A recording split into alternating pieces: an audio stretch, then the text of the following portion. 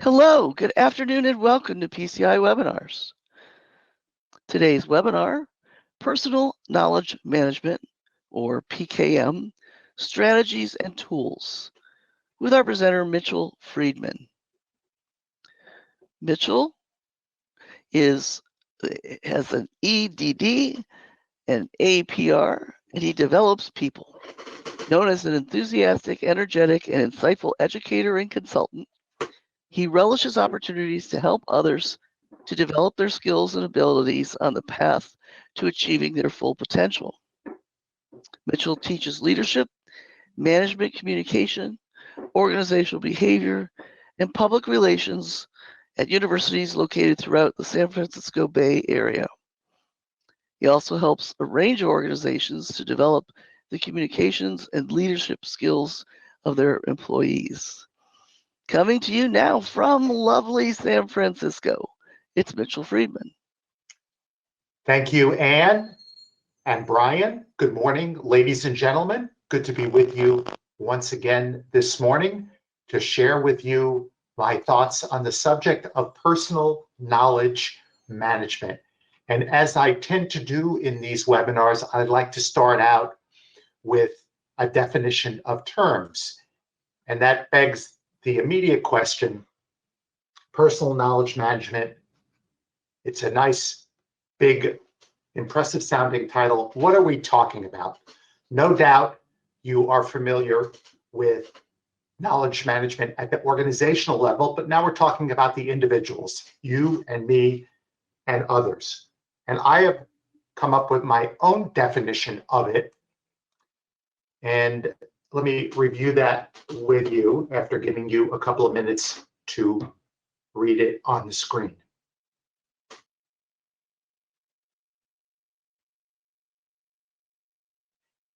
If ever there were an ideal audience for this topic, it would be this one, given the work that you do and no doubt the education that you have.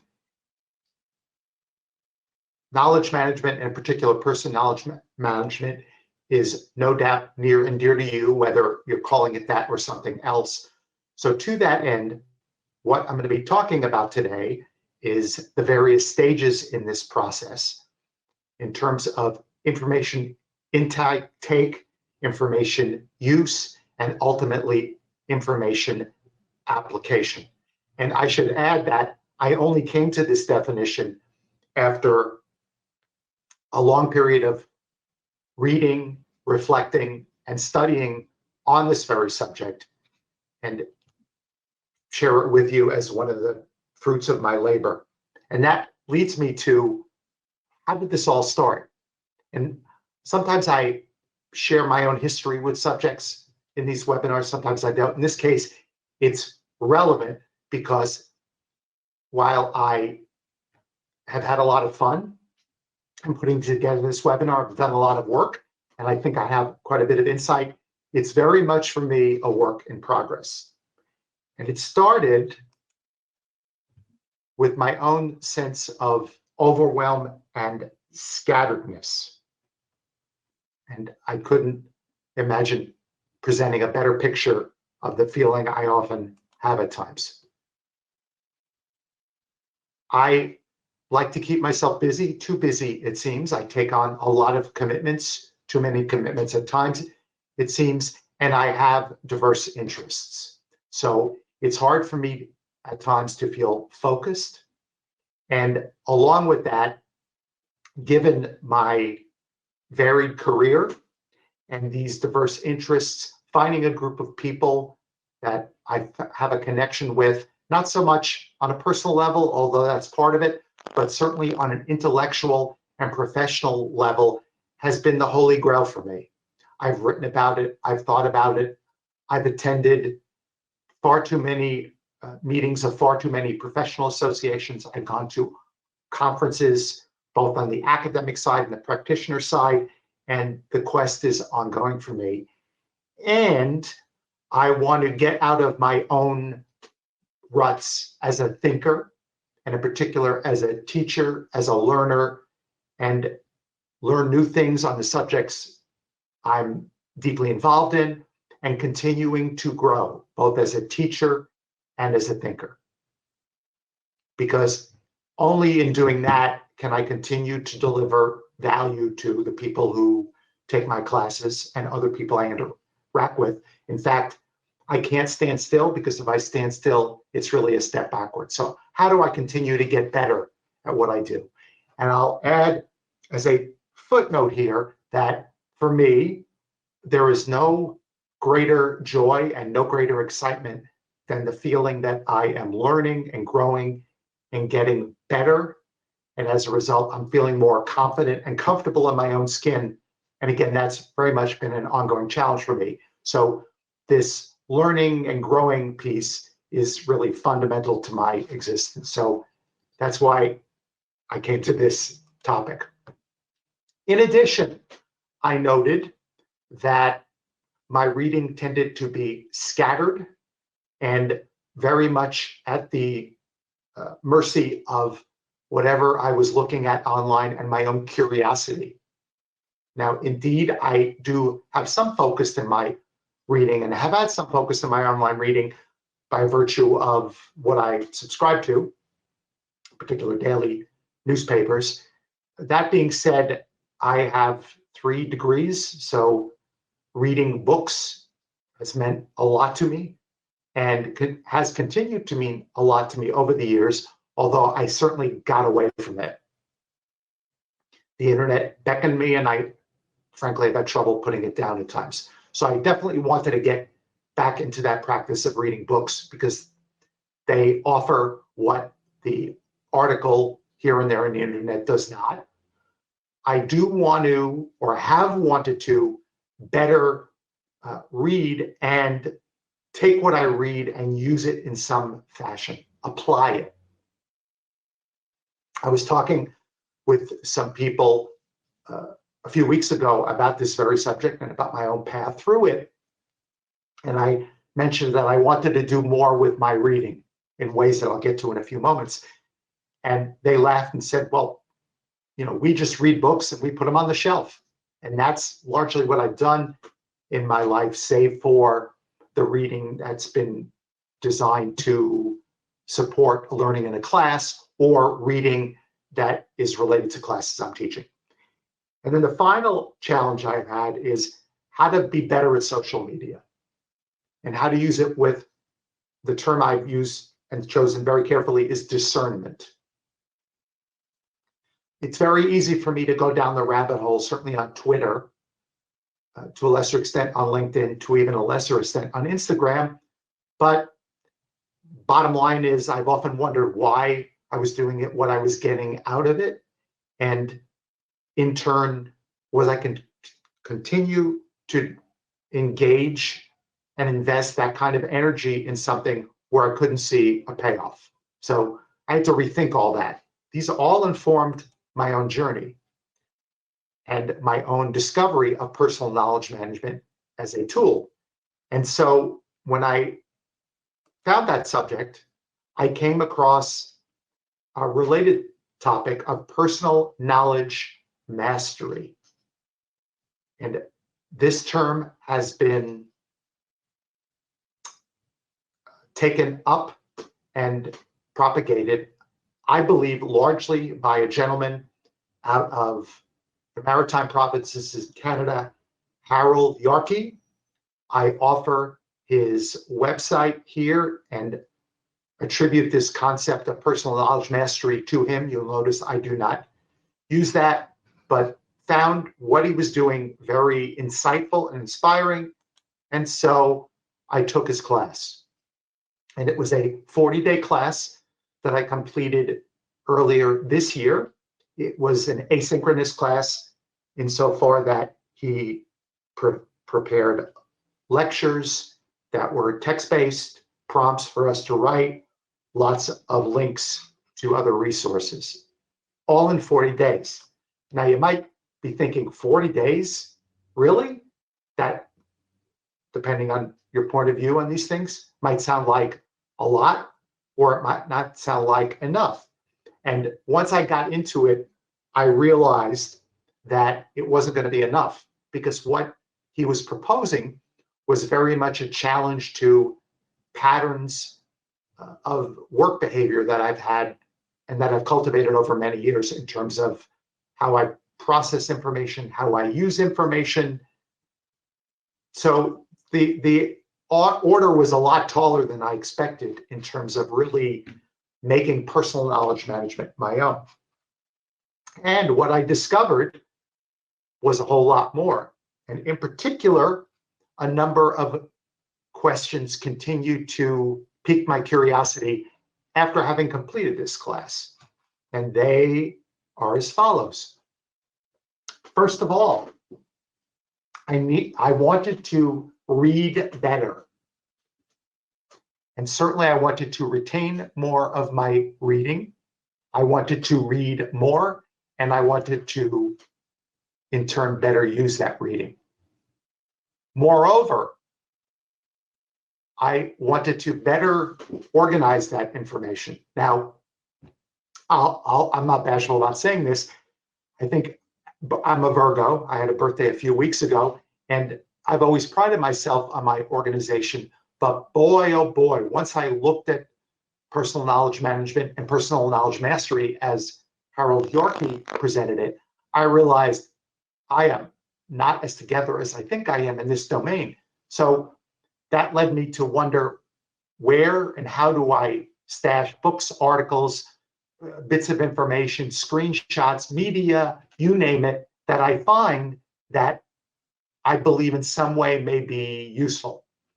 And again, the idea here is that I'm going to find it, I'm going to use it in some way down the road, and I want to be able to find it.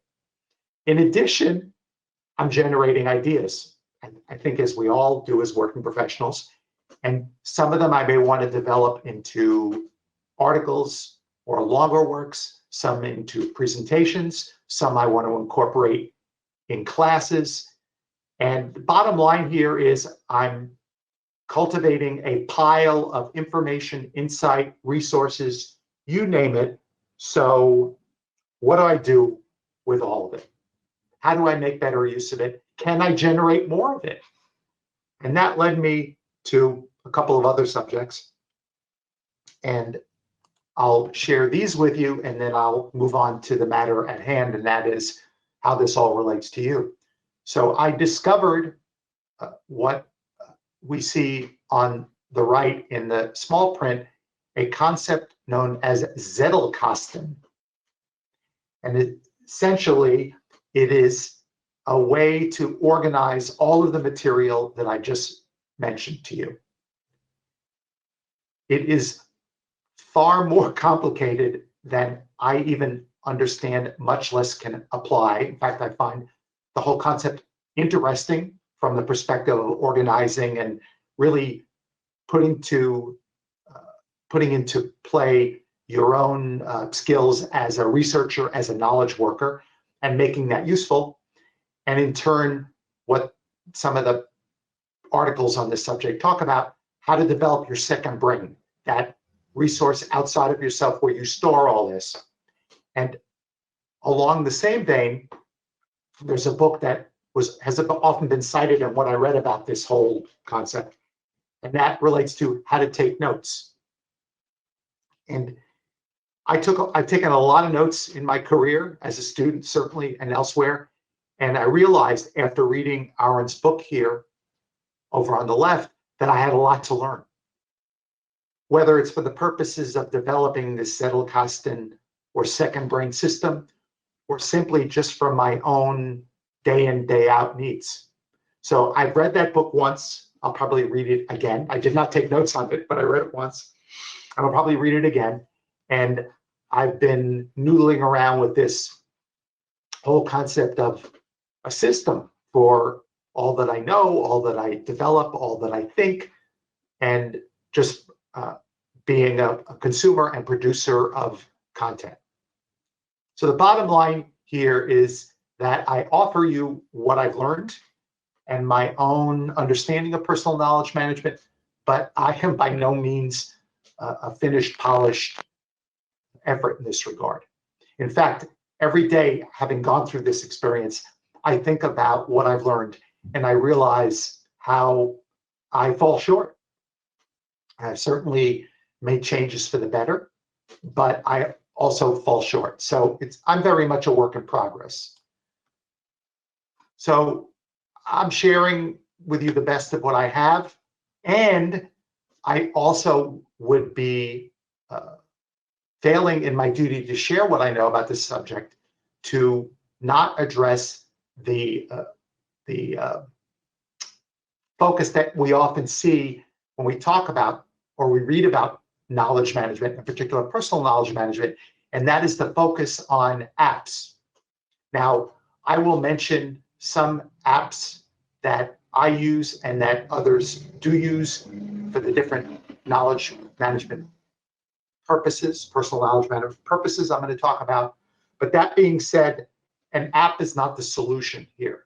And there's something very comforting to me about thinking if I get an app and I use the app, I'll have this all figured out. But it doesn't work that way. So just wanted to mention that, which leads us to the objectives for today and how to take this very hazy, messy, personal system of information and insight, at least as far as I'll use that to describe my own situation, and work through a process to get to some degree of organization, some degree of focus, some degree of joy even in knowing that you are consuming and using information and growing and learning and realizing professional goals and doing so in a regular fashion. So these are my particular goals for the remainder of our time today. I do have some prompts in here for you to contribute, as has been the case of late more. I inevitably will finish a little earlier, so that'll offer time for questions. And for whatever reason, I don't quite understand, I'm unable to see the question field, so Anne will be sharing those with me in due time. So here's what we're going to be covering today. So our starting point is, what do you want to achieve? What do you want to achieve? I'm going to focus on the professional arena, although certainly the personal arena is not immune from this. In fact, my life is a lot more nebulous in terms of the boundaries between the personal and professional, which is a good thing. It's also very challenging and even a difficult thing. So some examples, very generic professional goals: to take on a new responsibility at work or in a volunteer or organization or a professional association, to build a skill that you already have, to get better at something, to add new wrinkles to a skill set, to add an entirely new skill set, to find a new job, to write a book, and the list continues. In my own case, I've identified teaching in Europe as a goal. And again, with this goal in mind and with other goals in mind I can go about determining how to proceed in terms of a personal knowledge management system to help me realize these goals. No doubt there are lots of others, and to that end, I would welcome at this point any goals that you want to share with us in the professional arena, again, for us to hear about, and that might lend themselves to the kind of practices I'm talking about today. So I'm going to pause here and invite your sharing about your own professional goals. All right, Mitchell, I'll get started here on some of the comments. My first comment is just to keep my head above water, but that's me. First comment says, learn more about counters. And counters, it's all in caps. I imagine that means something to whoever said it. Become promoted to branch manager, another personal goal. Great. Do you know counters, or should I look that up? Yeah, I don't know what, maybe the person. It may be a library Now, I'm not familiar with the only counters I know. Well, no, it's probably not relevant. Library patron counters. Oh, Patron all right. counters. Okay, interesting. So somebody walks in the library and you click on it, or it's a system you walk through? It could, no, it also could be their licensing the content that they have. It could be some way Okay, to license content. okay, great. Other goals that someone would like to share?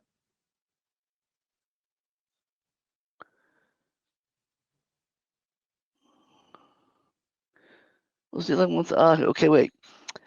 Trying to retain nuanced instruction while learning a new graphic design program. There's so many facets to the program. Well, and I can agree there. I just tried to learn Canva for a presentation last week, and there were so many different in-depth things you could do. I know I'll never get them all down. Another one is to better manage my time and tasks. And then here's someone who wants to make the change from circulation to reference. All right, that's a big one. Okay, so those are some of your professional goals. Fantastic. So the way through this, and if you have others, by all means, put them in the appropriate window, and Ann will share them with me when I get to another break in my place. So to achieve a professional goal, one must start with, what do I have to get, do, or learn to achieve that goal? And the sort of the foundation of personal knowledge management is focused learning. So what do I need to learn? And there's another, I'm sorry? All right, what do I need to learn? And the other piece of this assumes that learning is a social act. In other words, you are identifying what you need to learn and you are putting it out there, or to be more specific, connecting with others who can help you learn what you need to learn and ultimately achieve that goal. Now, this shift to social learning is one that has been a challenge for me in particular, and I should add social learning and often informal learning through any one of a number of channels. And I'm old school in the sense that my best learning is taking classes, going to a classroom, face to face, and certainly there's a social piece of it there, but it's very individually driven. That being said, there's only so far I can go with that. And thinking back to my primary challenges and even my secondary challenges, doing it on my own doesn't work for me anymore. So it starts with that connection with others. And certainly that happens real time, or it will happen real time. It's already starting to happen real time, certainly where I am and in my worlds, but I don't think we're going to see it in any significant way, if at all, until next year at this point. But that indeed will be an option. No doubt going forward, we're going to have the online opportunities grow. So we're not going to go back to the way it was. Online is now a viable and real option. And there are certainly decisions that we need to make as event and meeting hosts, as supervisors, about whether or not to meet face-to-face or online or some combination of those. And if we do a hybrid, how do we engage everyone across the board? And I'll throw another one out here. If our workforce is remote, if we're not working in the same space as someone or not managing someone in the same space, how do we engage them? And these are calling on us to develop new tools. And I think the same will certainly be true there in terms of our own personal knowledge management journey. So to drill down a little bit more on this point, we have these learning or professional goals, and we want to identify those networks that can help us achieve those learning goals and in turn achieve our professional goals. And these are big, broad categories. I should add that there are informal and formal networks. My guess is we're all familiar to a large extent with some of these locations or formal networks, but no doubt there are informal ones that are just as effective. For example, I meet monthly with the people I went to graduate school with. We all earned our doctorates at the same school, and we have a monthly check-in call. And that has been wonderful in terms of helping me stay in touch with the K through 12 education environment. I do not work in K through 12 education, so I know very little about it. And that has helped me stay current in that regard, and in turn, have a broader connection to what's going on in educational administration and teaching and learning outside of my own niche. So no doubt on your campus, if you're on a university or a college or in a community library, there are networks within your system or within the physical context where you are, within your own profession, in the professional organization, on social media, whether that's LinkedIn, Twitter, Reddit, or Facebook, as well as other virtual communities.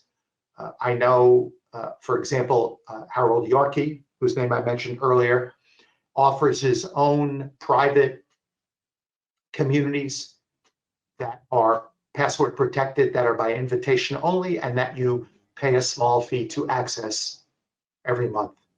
And the possibilities abound there for those kinds of networks. And in his class, and in his instance, he uses Twitter especially to build the kinds of connections that further his own needs. And again, we're all different in this regard. I've grown weary of Facebook and tend to use it less, save for a group I'm on that is managed by a subgroup of a professional organization I belong to. It's keeping me on Facebook. So lots of opportunities there. Now,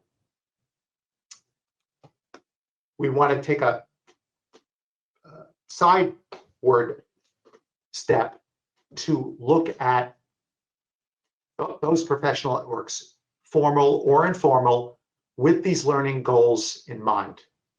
And I have found this to be a very fruitful and enlightening exercise personally. So number one is taking inventory of what networks you currently are a part of and determining whether and to what extent they support those learning goals.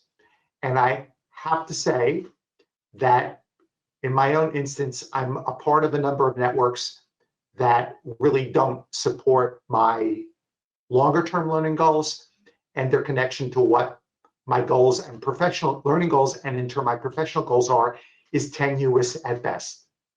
And I struggle with that. Nonetheless, I'm led to ask the next question, is there more I can do in these networks? Can I take on new actions? Can I reach out to new people?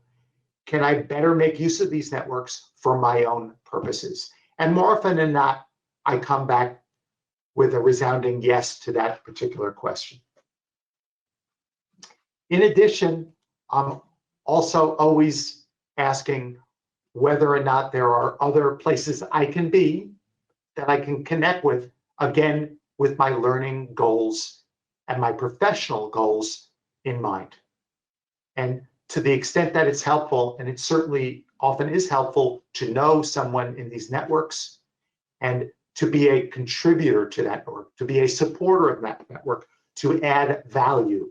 And add value is a phrase that I keep coming back to because it's one that has very much guided my own participation on social media and in general my own writing, and in fact my whole outlook on life. And that is, am I really able to contribute something here substantive, as opposed to just throwing my own opinion in with a mix of other people's opinions? Now there are instances where that's valuable, but I really want to be able to contribute and contribute in a way that reflects positively on me and that attracts people to me, and in turn helps me build relationships, that helps me learn, that helps me achieve my professional goals.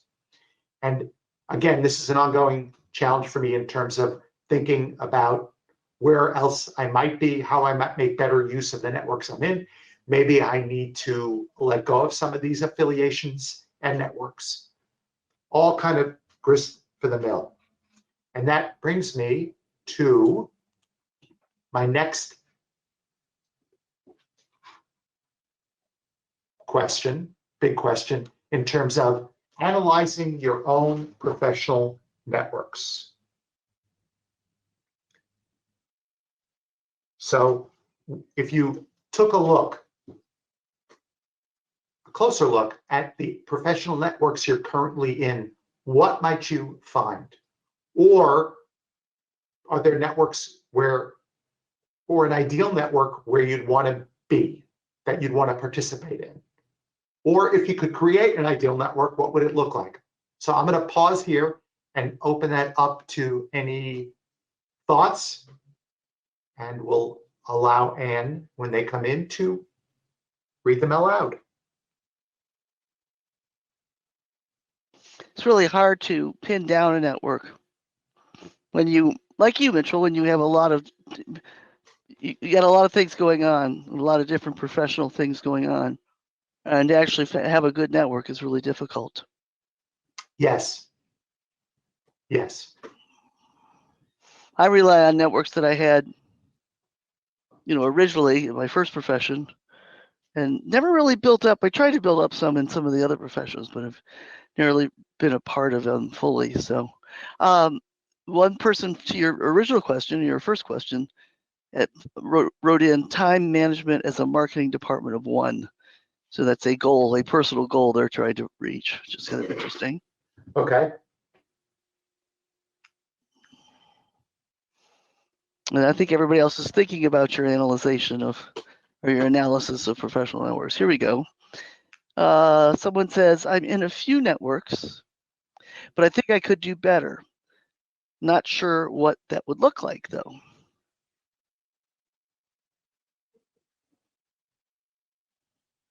There's such a blending now of professional networks and just social networks. It's hard to see the difference. Yes. Another person comments, coworkers across my library system. My supervisors are aware of my goals and we're working together.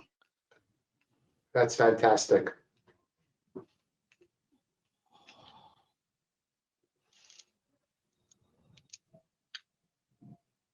Yeah, it's a good idea to get your supervisor involved always. Yes. And especially if you're trying to go after your supervisor's job. And if they're supportive and amenable, so much the better. Yeah. That's it for now. Okay. I realize that's a big question and we should have time at the end to come back to it. So, okay. Up next, we have the challenge. So you've identified networks, hopefully, or better using your networks with that learning goal and that bigger professional goal in mind. So next up is more by way of finding the content or the material, if that's the case. So in the example of the Department of Time Management for a department of one, so there might be, the area of time management is quite large. but no doubt I would think somewhere someone is struggling with the same challenges and or has written about this and or is tweeting about it, whatever the case may be. So the goal there is to find that information and somehow save it. And I offer, again, knowing that apps are not the answer or the entire answer, I share some apps that are used in many instances in terms of helping one to identify and document and save data that might be used later on. And you have upper left, you have the Notes app on the iPhone, which I use religiously for identifying ideas, for copying, pasting links to articles or quotes that intrigue me that I want to go back to. Lower left, you have the link to Evernote, which has been a popular information article capture app. Microsoft OneNote, lower right, and I use Todoist, upper right, as my to-do list app, and also my way to capture ideas, to save links and the like. It's not a perfect system, but it's the system I've set up. In addition, there are those bigger, broader, more complicated apps that are referred to as the next level note applications. So this is to use Anne's example, probably Canva squared in terms of their complexity. But nonetheless, if you really adopt these practices and turn into a content intake, learning generation machine, these more complex databases and apps, because they really function as databases, are a good way to go. There are learning curves there, and I checked some of them out, and I said, if I'm really serious about this, maybe I'll spend the time and energy I need to learn them. But nonetheless, they are time-tested tools people use for information capture, for information processing, for saving, for content creation, for content sharing, for learning, and ultimately for goal achievement.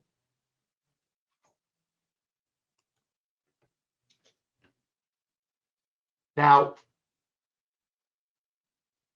that part of the process is only a small part of the process, because the goal here is to learn socially, and you learn socially by connecting with others over ideas, common interests, and the like. And again, here I'll refer to venues that no doubt are familiar to you in terms of LinkedIn, perhaps even Reddit, although the noise on Reddit is incredible. Substack is one of the new generation of email newsletter providers. More and more of these seem to be run as profit-making ventures, it is what it is. I don't have a comment on that, but nonetheless, more people are producing newsletters that are providing content that might be relevant to what you want to do. Certainly, Twitter has been called a learning platform. People use it for that purposes. People use it to grow businesses. Again, that may or may not be your taste. And certainly, there are real-time, face-to-face venues where you can share that information, where you can build those connections.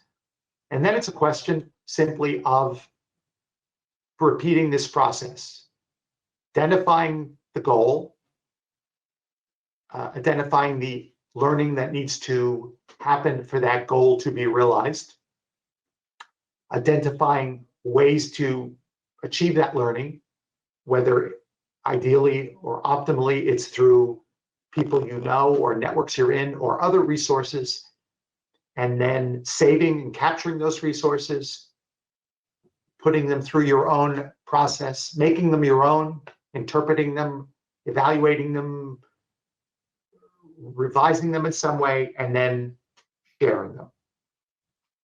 So that brings me to the formal end of my remarks. I want to offer you some resources.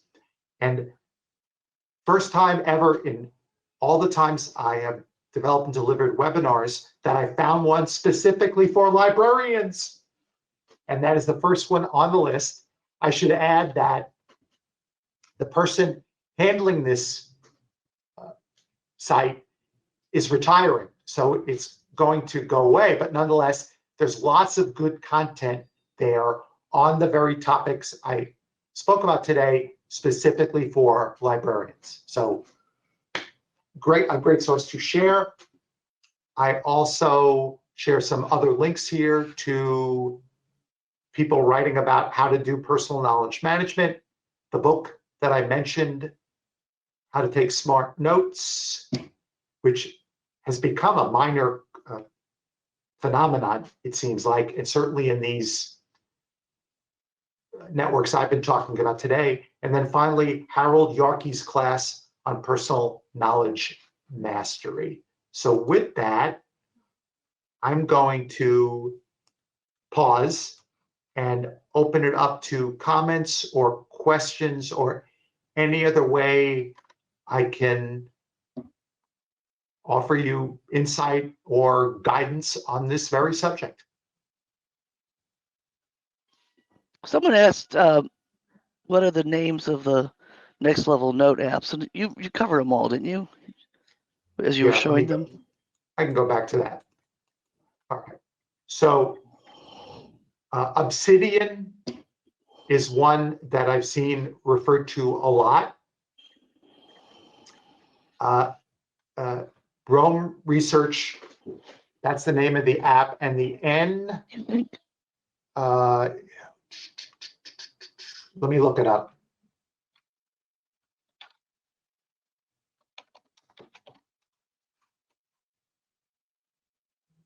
So let me look it up. So while I'm looking it up, let me open it up to other questions. It might be Notability. Hold on. I think that's it.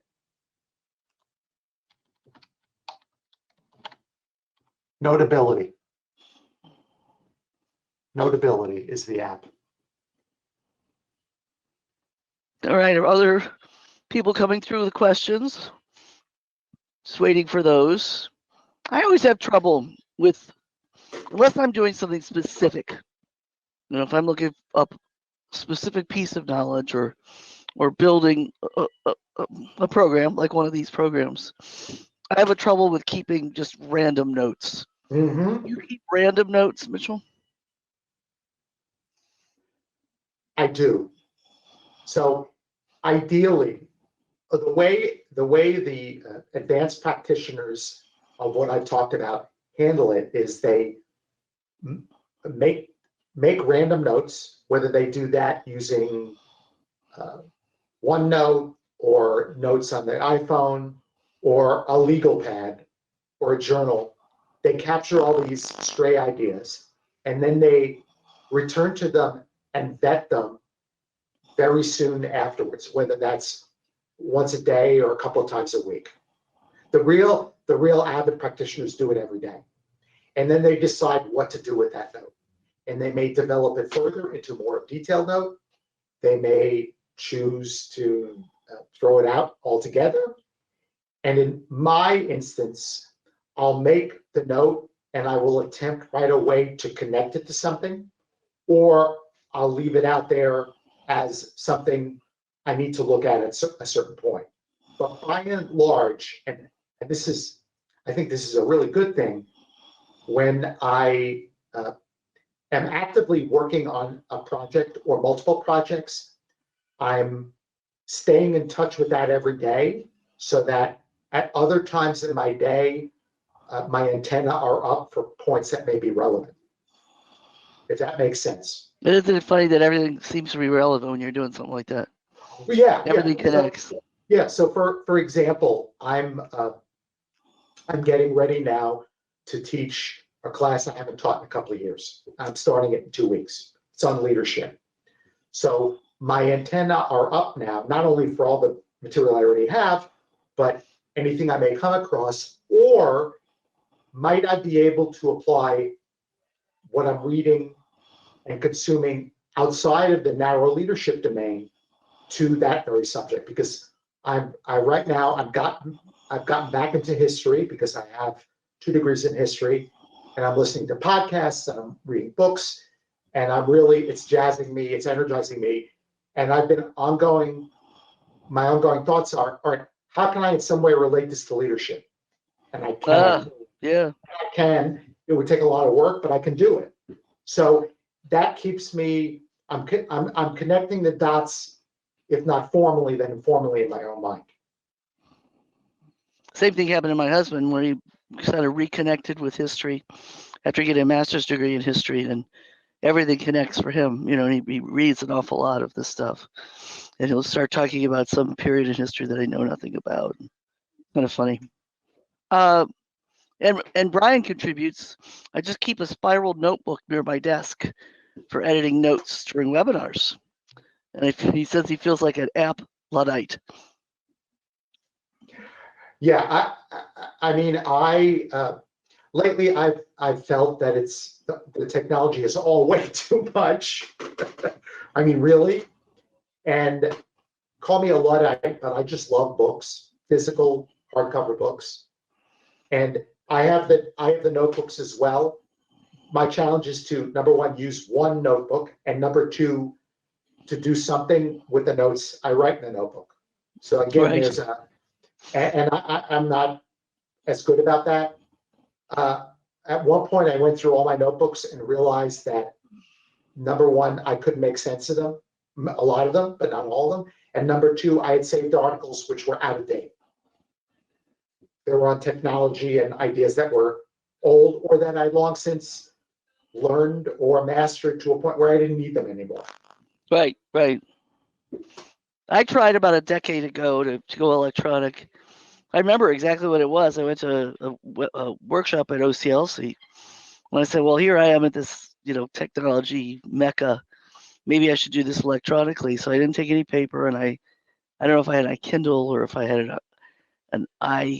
some kind of I thing. It wasn't a phone, but I attempted to do it electronically, and it just didn't work because I got so torn up or distracted by the technology itself that it wasn't notes anymore. It was trying to work out the technology. So that was not a good approach to that. Yeah, that's an ongoing challenge. And for me, it's always, I'm going to read something in the New York Times, for example, that's going to lead me to 3 or 4 or 5 or 6. Well, I'm curious about A, B, C, or D. And it's hard to shut that off at times. Yeah. How do you decide when to get rid of notes? I still have notes through college. So do I, by the way. All right.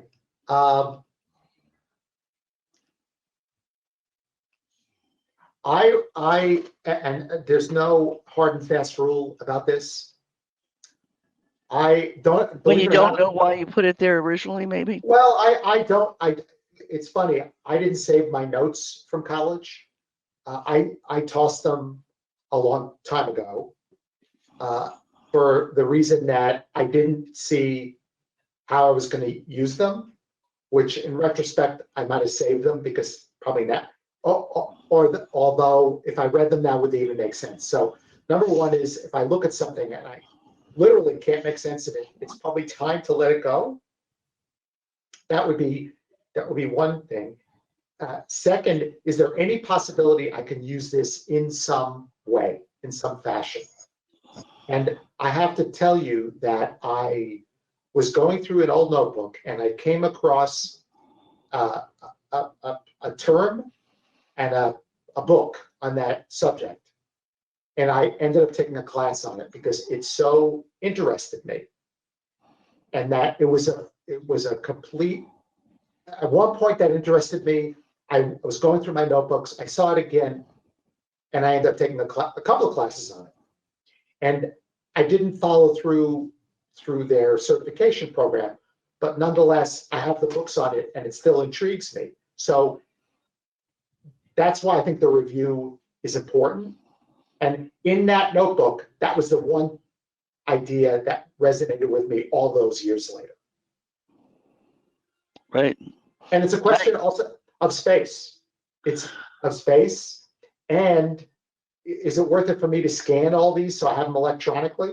Well, what I found is I have much more on my hard drive, even though I'm organized, that I really probably don't need and I will never use again. So I could probably get rid of it. If I had it in front of me on a bookshelf or in a file cabinet, I would get rid of it because I can see it. It's taking up space.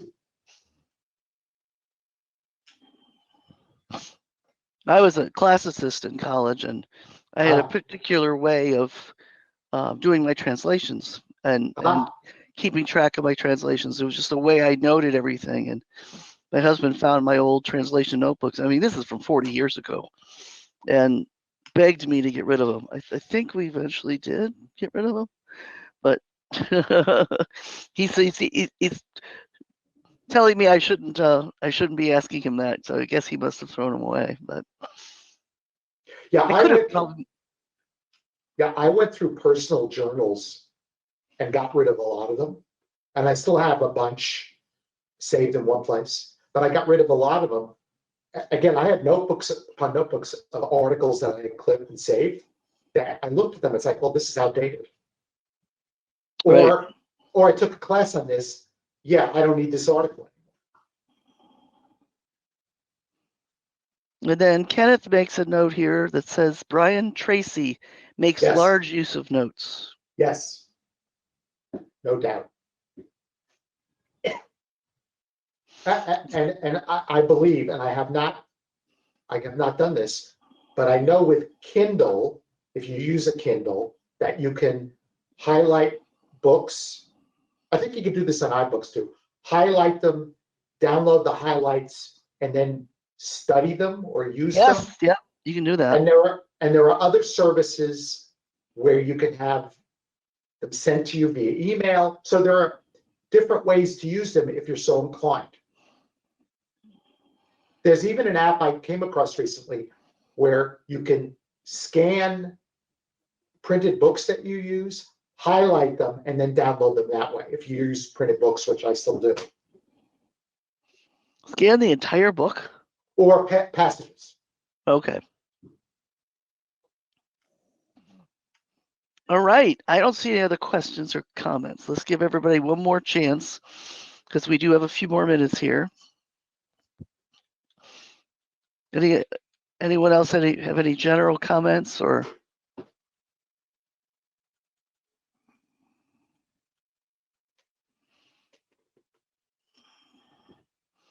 I guess not. So I want to thank everyone for coming. And Mitchell, thank you very much for this excellent presentation. I'm glad you went off in this direction. You made it very interesting. Thank you. We hope to see everyone again soon at another PCI webinar. And thank you all for your active participation today. And we hope you have an excellent day and a great weekend, everyone.